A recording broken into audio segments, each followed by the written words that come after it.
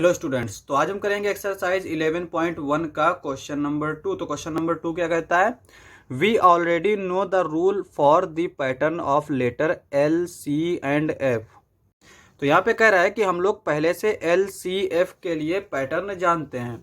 आगे कहता है sum of the letters from question 1 given above, यानी जो हमने क्वेश्चन 1 किया था उसकी बात कर रहा है। Give us the same rule that gives by L. तो यहाँ पे कहता है कि जो क्वेश्चन 1 में रूल दे रखे हैं, अगर हम एल का रूल फाइंड आउट करें तो वो एल के रूल के सेम हैं। आगे कहता है विच आर दीज, तो हमें वो बताने हैं कि वो कौन है।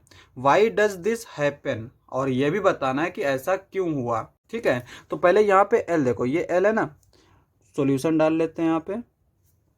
अब यहाँ पे अगर हम एल के लिए रूल देखें तो जैसे यहाँ पे ये हमने एल बनाया और ये हमने इंट्रोडक्शन में भी पढ़ा था।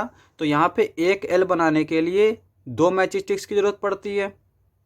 तो यहाँ पे एक एल बनाने के लिए दो मैच स्टिक्स की जरूरत पड़ेगी। दो एल बनाना है तो कितने मैच स्टिक्स की जरूरत पड़ेगी? 2 इंटू 2, 3 के लिए 2 इंटू 3 और 4 के लिए 2 इंटू 4। तो इस तरह से अगर हम रूल देखें तो इसका क्या आ रहा है? n 2 into N.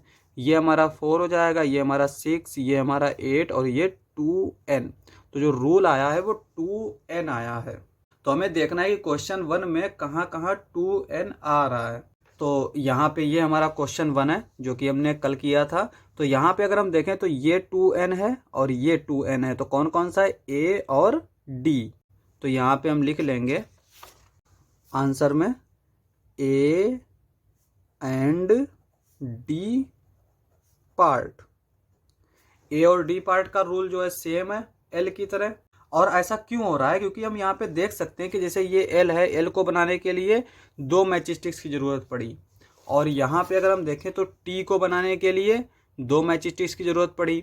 वी को बनाने के लिए भी हमें दो मैच स्टिक्स की ही जरूरत पड़ी। तो यही रीजन हमारा होगा कि ऐसा क्यों हुआ कि एक ही जैसा रूल आया। तो यहाँ पे हम लिख लेंगे because the number of matchsticks required in each of them is 2। यही हमारा सॉल्यूशन हो जाएगा। क्वेश्चन समाप्त। नेक्स्ट लेक्चर में करेंगे नेक्स्ट क्वेश्चंस। आज के लिए बस इतना ही।